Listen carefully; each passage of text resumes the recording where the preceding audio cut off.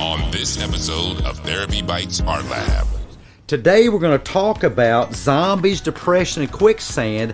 How are they similar? I mean, as a kid, I used to love movies, and if you fall into the quicksand, be as still as possible, because the more you move, the more you sink. With depression, it's opposite. When you're in the quicksand of depression, the less you move, the more you'll sink. Join us.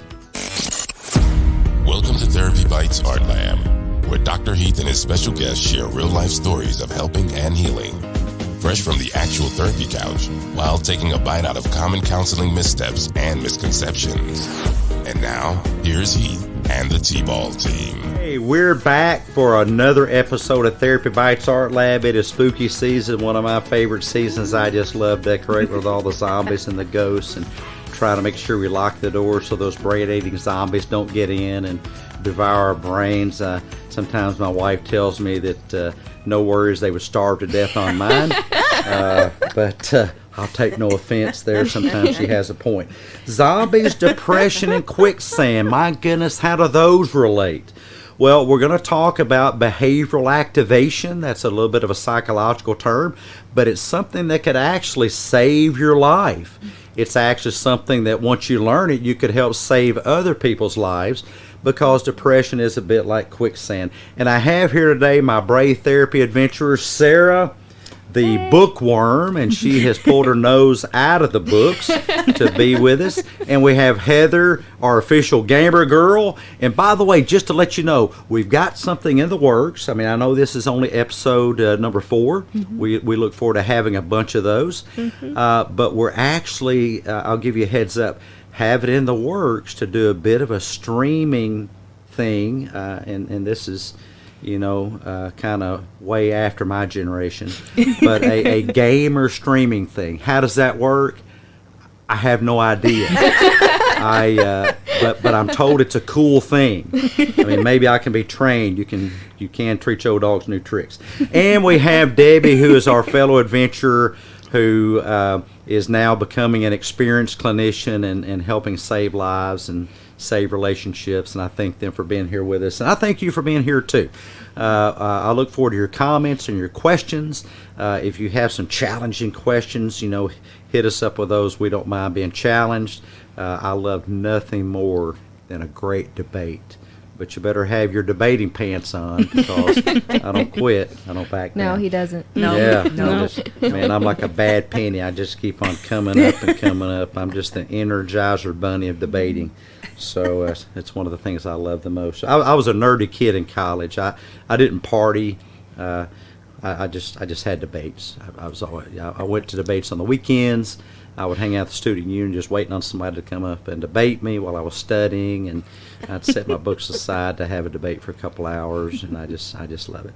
Okay, let's talk about depression. What starts it, what keeps it going. One of the scariest things in mental health is major depressive disorder, and I think one of the scariest things for patients is major depressive disorder. I've had patients who've chased major depressive disorder with the medication merry-go-round for decades, and I'm interested in your experience with patients in depression. Absolutely. Well, I think a large component in it, and it's what we call a cognitive distortion. So that's just an inaccurate thought or an inaccurate process for thinking. So a large part is played by something called emotional reasoning. So when instead of using our A.R.T pants, so our accurate, realistic thinking, instead we are putting meaning to maybe an emotional experience. So we're not actually thinking about what we're thinking about, which we should be, and we're thinking, well, because I feel X, Y, Z, that means I can't get out of bed, or I can't do anything, or I don't want to do anything, therefore I'm not going to do it.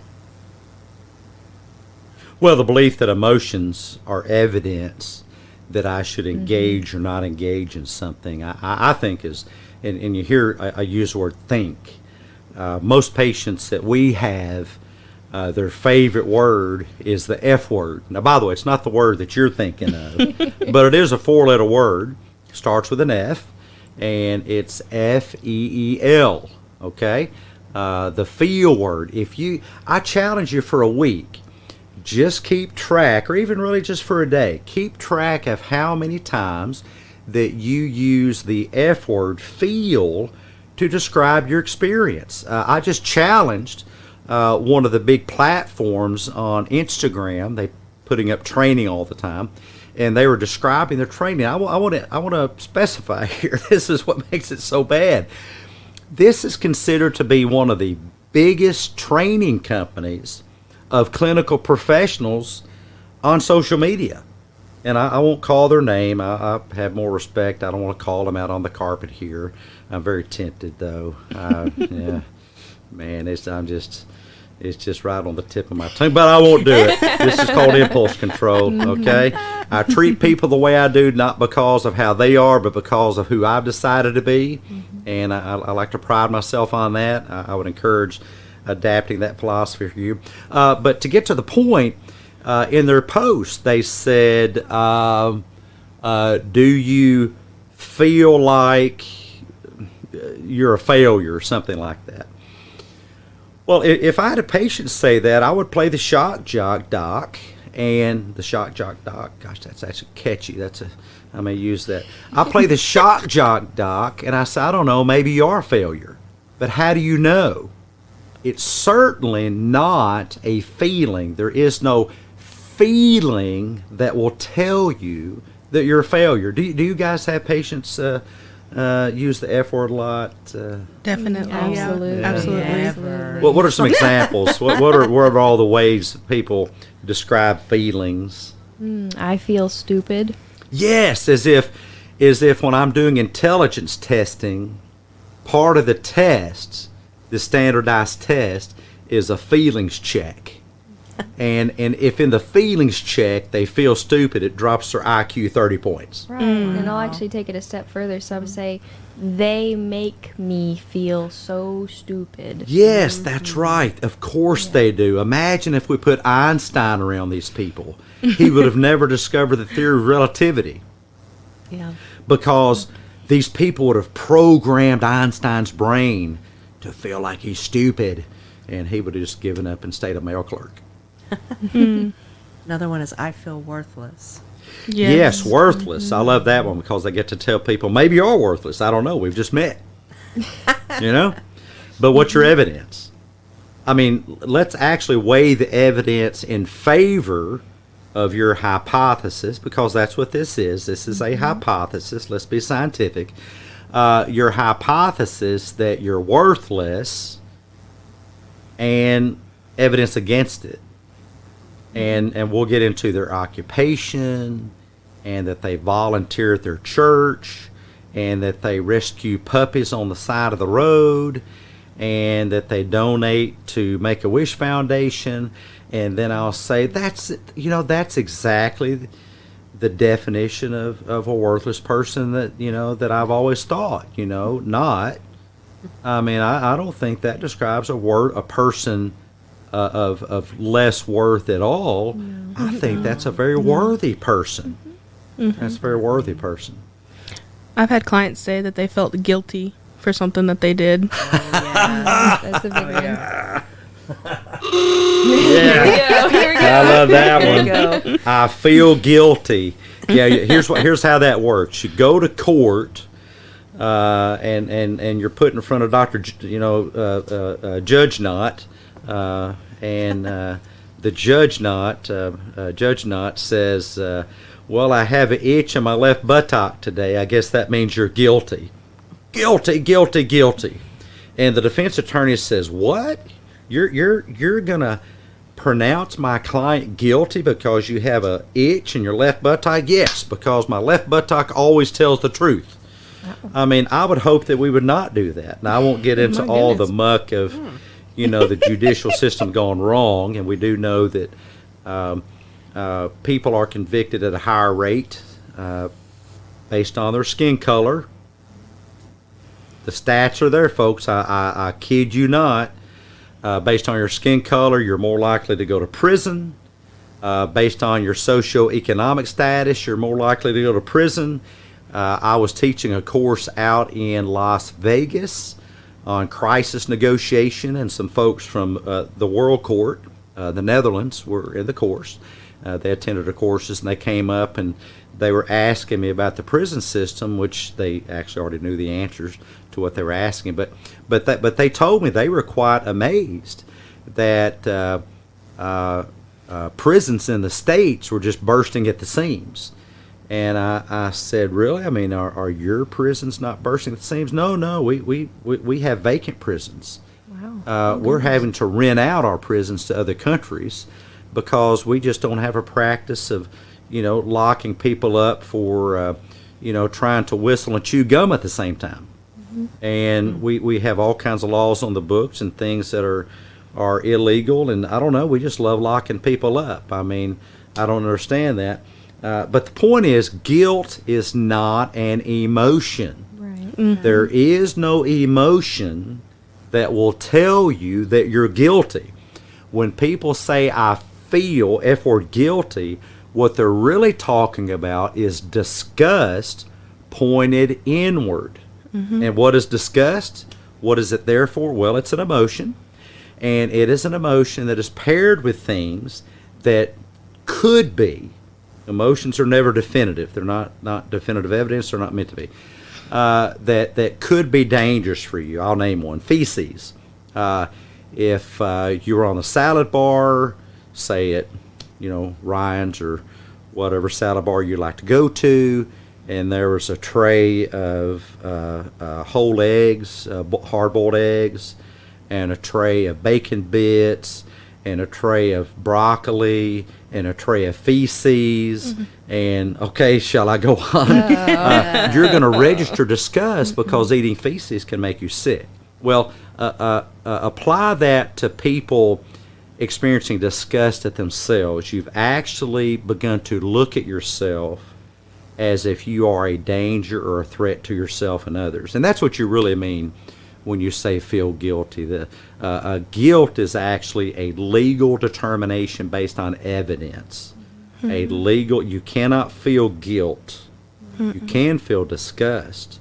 And you can feel disgust toward another person, which is why we should be very careful what we tell ourselves about our family members, our spouses, mm-hmm. our loved ones, because you can create a reaction of disgust toward them. Mm-hmm. But you can also feel disgust at yourself, and that's what people are typically talking about when they say, I feel guilty. It's disgust. I would ask you, what are you guilty of? Mm-hmm. And maybe you are guilty of some things. But forgiveness is another episode that we'll do. And by the way, I did a social media post on Father's Day. It's still on Instagram, I believe. You have to scroll all the way down. Doc.Heath. It's also on Facebook, TherapyBites. And Twitter and Pinterest and Tumblr. And it talks about forgiveness. Mm-hmm. And it's not what you think. It's a little cliffhanger there. We'll do an episode on it, but it's not what you think. Zombies, depression, and quicksand, and behavioral activation. What are your thoughts? Well, another one of those I feel statements I hear a lot is, I feel like no one loves me. Of course they don't. Yes, and your feelings can tell the tale, can't they? Except they cannot. No. There is no feeling that is evidence, folks. What's that really? If it's not a feeling, what is it? A thought. It is a thought. Yeah, and what might that thought be? Moreover, let me ask a more general question. Pop quiz time. What cognitive distortions are at work when someone says, I don't F-word feel that you love me? And folks listening on the podcast today, keep track of how much you're sabotaging your life by thinking that the presence or absence of love is a feeling. Mm-hmm. It is not a feeling. If you base love on a feeling, then you fall out of love with someone every time you have explosive diarrhea. I mean, do you really want to associate love with a feeling when we know that feelings come and go? They're all over the place. I don't want to, I would never say I feel like I love my wife or my son. Although I will say I know that I love my wife or my son, and I know that they love me, because that is something based on knowledge. It's based on a cognition, not a feeling. Right. Mm-hmm. I'd say one of the biggest cognitive distortions, of course, there's emotional reasoning, there's mind reading, there's Yes, mind reading. Mm-hmm. All or nothing thinking. All or nothing thinking. They either do or they don't. Right. ignoring important Yeah. aspects of the situation. Mm-hmm. Uh, Yep, And I know it's not an episode. I'm sorry, go ahead. What's Oh, no, together we we said said at the same time. catastrophizing? Yeah, catastrophizing. Yes. But mind reading, catastrophizing, all or nothing thinking, either or thinking, either you love me Probably or you even don't. underthinking too. What is it? Underthinking as well. Underthinking, failing Right. to recognize important aspects of the situation. Mm-hmm. And people will think, well, if you're angry, you must not love me. Mm-hmm. And I would ask, what? Wait a minute.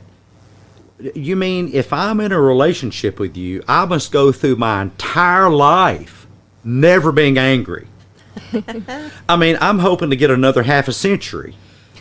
Do I got to go a half a century without being angry if I'm in a relationship with you? Holy moly. I mean, can I be frustrated?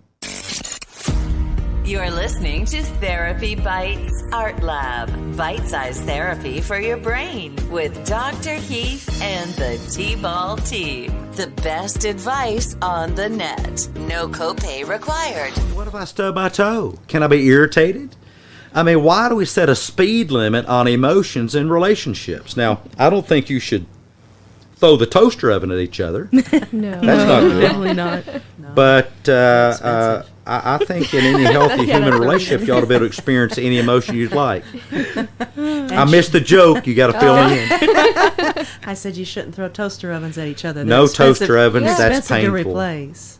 Yeah, those are hard to replace. Yeah. And shoulding. Shooting all over Oh, yourself. yeah. Shoulding all over. and stuff. Should be this They way, should- should be that way. That's another Albert Ellisism. Right. They Albert should be Ellis, this great way. books, great shock jock. I pride myself as a reincarnation of some of his shock jockiness. But you'll hear, if they love me, they should do this, they should do that, they Yeah. should do this, they should. Yeah. Yeah. Right. Or Well, the thing that people fail to realize is what happens, God himself forbid, that the person becomes comatose. Since they can't do all these shoulds, they must not love you at that point. I mean, do I have to have full use of my arms and legs? I often ask, would you accept a hug from a one-armed person? I mean, it literally, if given their current physiological state, that's the best they can do, would you say, hey, buddy, you can come back and give me that hug when you grow your left arm back, and not a minute before? Well, we can apply that psychologically. What if that person has an addiction, or they actually do have a psychological illness? They're suffering from some type of personality disorder. Yes, people with personality disorders do suffer from them, but they may not realize it. They may not have the insight to realize just how much suffering they're undergoing. And what should we do? Shun them? Tell them, hey, you have to grow psychologically another arm before you can give me a full psychological hug? Or do we give people the space and the grace? That's two of the greatest things that we can do for people, is space and grace to, have time to heal and improve upon themselves. I mean, don't you want the same grace? I mean, I know I do. I'm not always at 100%, and I'm glad to have a family that realizes and accepts that I'm not always at 100%. And even the people making criticisms of people not at 100%, it's kind of hypocritical because they want that themselves. Zombies, depression, and quicksand. We're talking about zombies, depression, and quicksand. Leave your comments for us. We love reading those.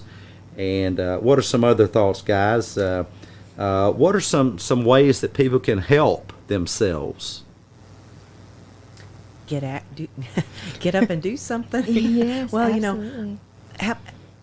have some kind of schedule doing something that is obtainable, something reasonable. Even if you just start with one thing, get up and do this one thing every day. Start with that. Just start doing things. That's such great advice. What are some things? What are some simple things people could do? Getting up in the morning. Get up. Yeah. Now, let's Just break it down to certain smaller time. parts. What's the Right. first step, no pun intended, to getting up? Gotta open your eyes. Open your eyes. Yeah. Maybe set an alarm clock. Yeah. Yeah. Agree with yourself the night before. I'm going to set this alarm clock, and when I hear that noise, I'm going to step one, open my eyes. And I'm not going to focus on anything but the step of opening my eyes. So step number 2. Sit up. Yeah, I think so. Jerk the covers off. Yeah. Yeah. Put your feet on the floor. Move. Keep moving forward. I have an Instagram and a social media video about that, and we'll post that to YouTube once we fancy it up a little bit, make it kind of entertaining. You know, I mean, I know psychological concepts sometimes get kind of boring. I had a college English professor, wonderful guy. And I told him how boring psychological articles were, and he said, yes, but when you write them, they don't have to be. You can't choose. And we're trying to make psychology interesting here, showing you the bright side fresh from the therapy couch, and the darker recesses. I can't get my camera down there. It's pretty dark under the couch. I probably did a sweep and clear up some cobwebs. But we want to share these things so that the more informed you are, the healthier those neurons can be. That makes me think of taking, like you said, taking that one step or putting your feet on the floor.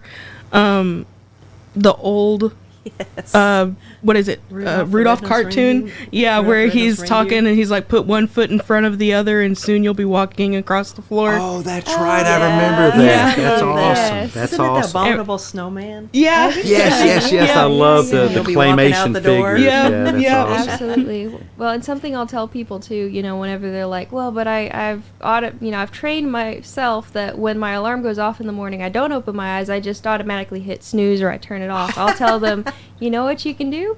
Take that alarm clock and put it somewhere you can't reach it. Where you have to, where you have to get up and actually go and That's turn right. it off. You know Yes. that Amazon sells bouncing alarm clocks. You have I've to seen chase them those. down. Oh, that's awesome. Really? The darn things hop across the floor. You got to That's chase them hilarious. down. Wheels on 'em Hilarious. too, yeah. Yeah, get a loud annoying when you got to get up to shut the darn thing off because Yeah. it's like a fire alarm. But let me throw out something that even you guys may not have heard of. And we've talked that the 3 things required in reprogramming neurons, the 3 things are practice, and more practice. Let's apply that to getting out of bed in the morning. Yep. Don't wait for the morning to practice getting out of bed. Try this on for size. Role play it before you go to bed. Role play it at midday, at noon. Go to your bedroom, lay in your bed, set your alarm for 12:03, lay there for 3 minutes. When the alarm goes off, open your eyes, jerk off the cover, put your feet on the floor, go to the bathroom, or brush your teeth. Go back to bed and repeat. Then go back to your bed and repeat. And repeat it 3 times at noon, 3 times at 5. And then in the morning, don't waste getting up or not practicing it. Don't just get up once, practice it 3 times in the morning. Now that is practicing it 9 times a day. And if you practice that 9 times 7, gosh, look how many times you practiced getting out of bed. Week number 2, you'll be an old pro. I mean, you can do the same thing with eating healthy food and not eating unhealthy food. Don't waste the opportunity to practice better health. Maybe that can be your meme for the day. Don't waste an opportunity to practice better health, because the brain is all about repetition. The more you repeat anything, let's go back to the depression and the quicksand. The more you practice sitting still in the quicksand, you're actually going to program your brain to sit still in the quicksand. Except for with depression, and of course I don't get into the Mythbusters thing here about actually staying still in quicksand, but it makes for fun movies. But especially with depression, sitting still in the quicksand of depression makes you sink further. If that's what you want, do nothing. I've had some tragedies in my life, and one of those tragedies was my dad was killed. He was in a 35-foot fall, and he died. And I miss my dad every day. What did I do different after he died? Nothing. Every healthy thing I was doing, I kept doing. I was getting out of bed, and I'm not saying you've got to get up this early. I know there's a lot of guys on social media that think, success is wired up getting up early. If you want to get up early, get up early. If you don't, then, don't. But get up at the same time every day. And unless you're going to bed at, 6 a.m. or 8 a.m., that probably shouldn't be noon, Get you a good 7.5, 8 hour sleep, and get the heck up. Get the heck up. But what I did different was nothing. I was getting out of bed at 4:30 to go work at the gym. I kept getting out of bed at 4:30. I was working at the gym at, I think, 5:15. I kept working at 5:15. I didn't change my eating habits. Now, my sleep habits, you don't have complete control of that, but I was still going to bed at the same time. But I wasn't sleeping, but I was still going to bed at the same time.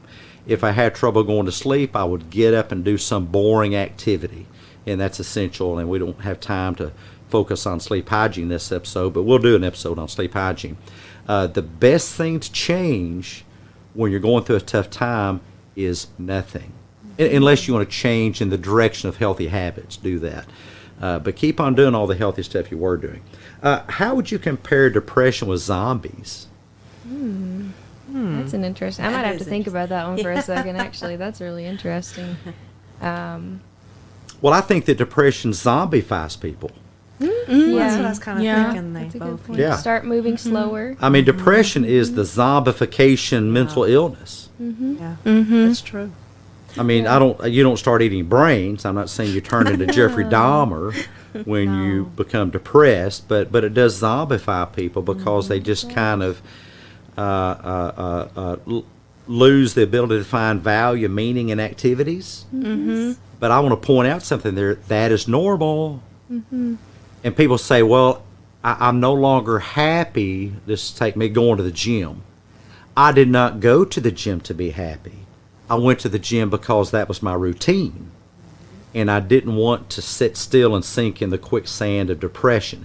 Is it normal to be depressed at the loss of a loved one? Yes. I mean, why wouldn't I be? What do you expect me to do? Be at the funeral home and somebody say, oh, Doc, I'm so sorry your dad got killed. Oh, don't worry about that, man. Everybody's got to go sometime. No, I mean, of course I was depressed. We are engineered to have the ability to be depressed. Let's not catastrophize that, but let's keep moving. Isn't that what we call congruency? Well, tell me what you're thinking about that. Like, as long as your emotions are congruent to the situation, like you were describing, if something bad happened, you wouldn't want to be like extremely happy and overjoyed, like, oh yeah, I just got robbed. That's woohoo! right. Like, no, you would be afraid or have anxiety or with the death of a loved one, you'd feel sad and, maybe depressed, but that's congruent. That's a normal thing. But the medical profession wants to medicate us out of that. If I would have went to the doctor and they said, how are you doing with your dad being killed? And I said, I'm depressed. Here's a pill.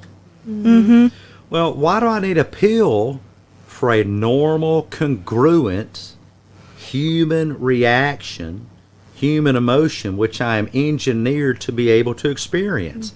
Let's, as a profession, stop catastrophizing and thinking as abnormal a congruent emotional experience. Imagine, and here's a trick question, and I'm going to let the cat out of the bag before we run out of time here today. And I've asked plenty of patients this question, if I could give you a red pill. I get the matrix pills mixed up. There's a red pill and a blue pill.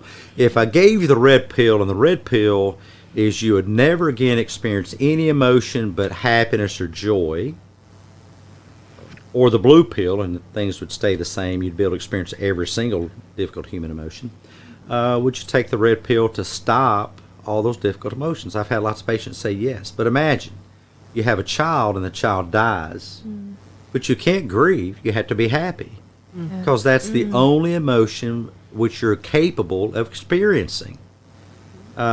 Somebody rapes you or beats you, you have no choice but to be happy about it because that is the only emotion that you're capable of experiencing. I mean, it begins to make very little sense to think that we need to medicate the normal out of people. I've wondered too, Heath, Dr. Heath, if someone was just happy all the time, if eventually that would just become not happy anymore because there's no contrast. Well, yes. Even the preferred human emotions require differentiation to be able to experience them. Right. You don't know what any single color is unless you have all the colors of the rainbow. Right. Everything just becomes gray. And differentiation, every iteration of human experience is actually in the engineering of the universe itself. We're talking about some of the theories of Richard Feynman here, and even not to get spooky into multiple universes, that every iteration has to be possible and has to happen. Now, the probabilities become very, very low with some of those. I mean, the probability of me sitting here in my head morphing into a goat head or something is very, very low, but every iteration must be possible. When it comes to psychological things and human emotions, every iteration must be possible. Otherwise, you become just a mechanism. I mean, I don't think we want to be a mechanism. Every emotion, and as Heather so well put it, as long as it's congruent, it is lack of congruency with emotion that is clinically significant. If you're going through a tough time, you're really happy about it, I would think that a little bit odd. If you just said, I just got in a car wreck, like a couple of you ladies did, and pish posh, I look forward to having another one tomorrow. Man, it's just like a free roller coaster ride. We didn't even have to buy a ticket. Well, I would start thinking maybe you had some psychosis going on. As to quote Ice Age, who's up for round two? Who's up for round two? Let's go. And but we pathologize normal human emotion. And just to kind of close out the episode today, depression can zombify you if you let it. The best 3 things to do: move. Keep on moving. The less you move through the quicksand of depression, the more zombified you let yourself become, then the deeper in the depths you'll sink. And one last thing that I'll leave you with: happiness and pleasure are not the same thing. People really say happiness when they're actually talking about pleasure. Pleasure is in the moment. Happiness is an average of your whole life. By the way, that's a Stoic concept, Stoic philosophy concept. We'll talk about it in an episode coming up. Join us for all the episodes we post to your favorite podcast platform. Send us your emails, your letters, your questions, your complaints, even your criticisms. Man, we eat those criticisms like we eat a breakfast burrito, so send them on. We just get stuffed on those, and we love them. But we do value those. It helps kind of hone us. The only way to get a great sculpture, Michelangelo sculpting David, he had to chip off a lot of stone. If you can chip off a lot of the stone from us, bring it on. We love your feedback. Thanks for joining us today. We'll catch you next time. Bye, y'all. Bye, guys. Hey, T-Ballers. Thanks so much for being with us today. If we brought value to your day, show us some love by leaving your positive feedback and inviting some friends to listen in and join the T-Ball team. Next time on Therapy Bites Art Lab. Your friendly neighborhood neuromechanic, and we're going to talk about spirits. That's right, I did say spirits, unsafe spaces, and other tales of terror on this episode of Therapy Bites Art Lab.